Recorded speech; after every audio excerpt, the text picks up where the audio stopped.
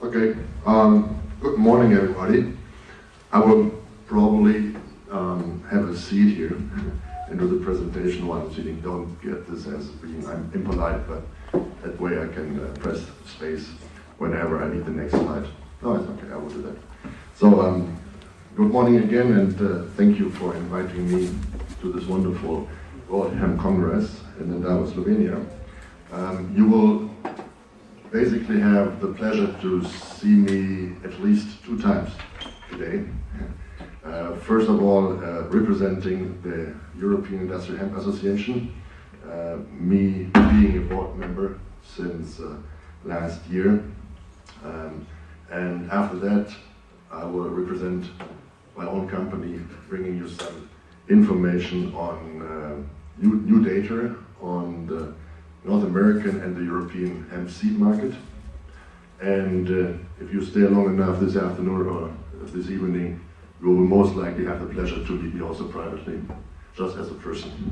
Not for hemp, just for the couple of hours. I don't want to have anything to do with hemp later on. But now we start with the hemp. Sorry, so let me sit down here and I can use this computer. The European Industrial Hemp Association was founded about 10 years ago, and on this chart, on this map, you see the 9 regular members that are hemp processors. So for being a regular member in the EIHA, you have to have some processing facility or process hemp on the field. Basically, when you do farming, when you do hemp farming, you can apply to be a regular member.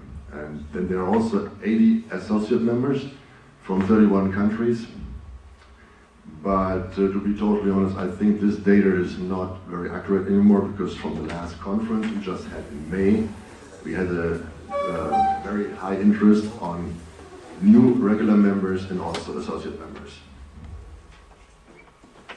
Here you can see the data more in detail.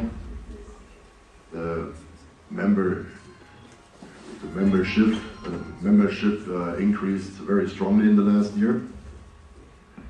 Here, this wonderful pie graph. Do you hear me like this? Yeah, okay. Better with the microphone. Okay. So here with this little pie graphics, you can see the countries the members are from. And when you look at the blue line, you get kind of a feeling of the increase of interest on hemp in the last 2 years, exactly as Paul mentioned before. The last 2 years, personally, I think, being in the hemp business as long as Paul really made a big change. This is the record, or this is the website after the conference with the record participation.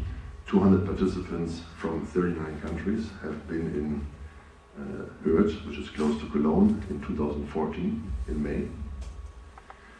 And the good news for all of us is that the hemp cultivation area is growing again, and growing stable in the last 3 years, which was a very important news, because as you can see, from 2009 to 2010-11, acreage was going down dramatically due to a lot of different kind of problems, and financially, but also politically, there were a lot of hassle to get through. A lot of jobs and ideas to get, first of all, developed, to get hemp to a position that also, for example, Brussels and the politics or the politicians in Europe take serious again. And this is what we all achieved from 2011, 2012. Because 15,000 hectares is at least a number that is taken seriously, and also the demand and the supply are increasing now from year to year. Here you can see the price index, which is very important for the bigger processors, facilities working with the hemp fiber. As you can see, the flax price is quite high in the moment, so a lot of industrial applications, especially for from the automotive industry, are looking for alternatives. And hemp fiber right now, especially on this price level, is a very good alternative, but it's also very important for the processors that the hemp fiber price, especially for the technical short fibers, is staying stable. This is the little introduction for you from the new EIHA leaflet. EIHA is always printing and bringing out new marketing tools, information, brochures on hemp for everybody who is interested, but especially also for Brussels, the politicians, industry, and so on and so on. And I just go through those pages very shortly, so you can see it combines all the facts and data on the current hemp industry. Here you got the processors that are right now also members, regular members of the European Industrial Hemp Association. And these are the pages on food. And there you have this wonderful picture of me and my colleagues, the members of the board.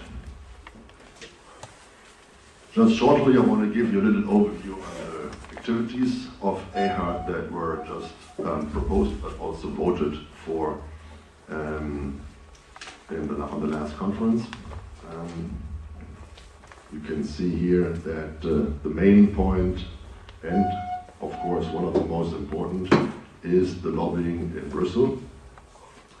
And this is very important because the first 2 points have to do with this, because there are a lot of regulations and laws right now already in place that are kind of complicated, very complex, very hard to work in the daily business with hemp. And EFSA, the European Food Security Agency, is maybe even adding more problems and tasks to that, because they are thinking about changing the THC level, or actually maybe even to forbid any hemp raw material product for feed, so that a huge market for hemp seeds, but also for refined hemp raw material is in danger, which is especially the fish and the bird feed market. But also this could have an effect on the food market. So we should be all aware of this, and there will be a lot of political fighting and a lot of discussions and a lot of work to do in the next couple of years, especially by the European Industrial Hemp Association, but also actually through everybody of us and involved with hemp. Also, we supported the first certifications for hemp processors that have the chance to get a widely accepted system of sustainability certification. It would be the first worldwide that a fiber is recognized for its sustainability. It would be very nice to have hemp fiber at this place. The fourth and the fifth point again have to do with the task that will be coming on stage in the next couple of years on the political level. We have to have THC guidelines, maybe even limits for hemp food EU-wide. Otherwise, we will always have the risk that some authorities, either national or internationally, will bring the hemp food industry to a halt or to a stop, as long as the WHC discussions are not satisfactorily ended or regulated. In a regulated, when I say regulated, I mean this, in a decent, realistic, and business-wise way, not in the way that is dealt with right now in Europe.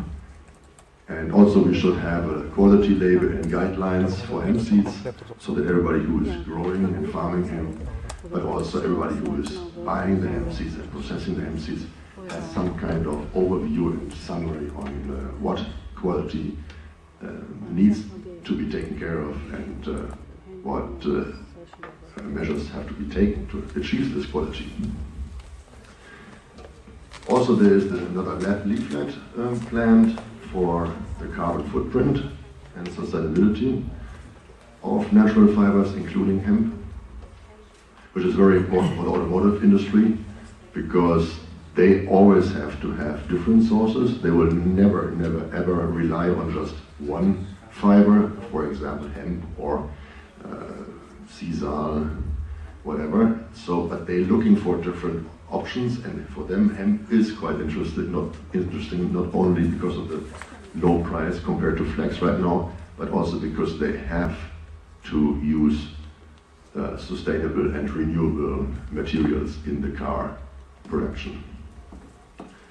Then EIHA will support the study of the bioeconomy panel, and also very important is that there is a product environmental footprint case or pilot phase of insulation material, which will help hemp to get accepted in the building section.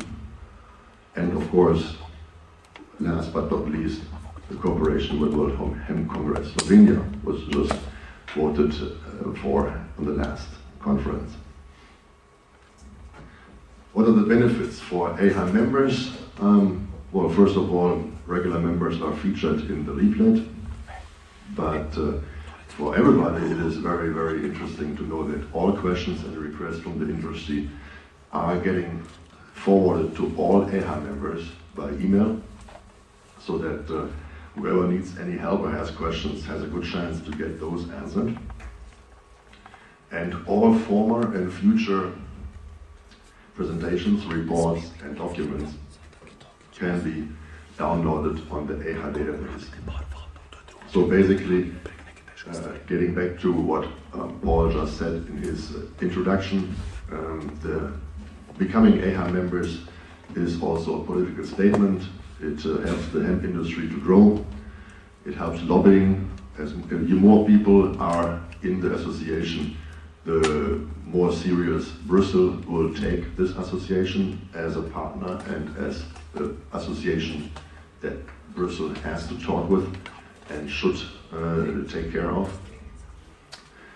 And yeah, I mean, this is just in the bottom you see the overview on what is done through EIHA, and also there again, lobbying in Brussels is one of the major points. So also, at this point, I would like to invite you to the 12th International Conference of EIHA, which will be in May 2015. And when you check in at eiha-conference.org, you will find all necessary information.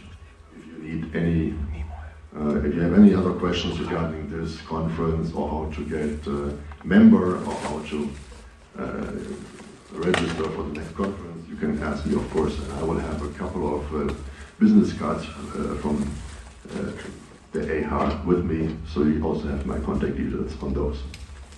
Thank you very much.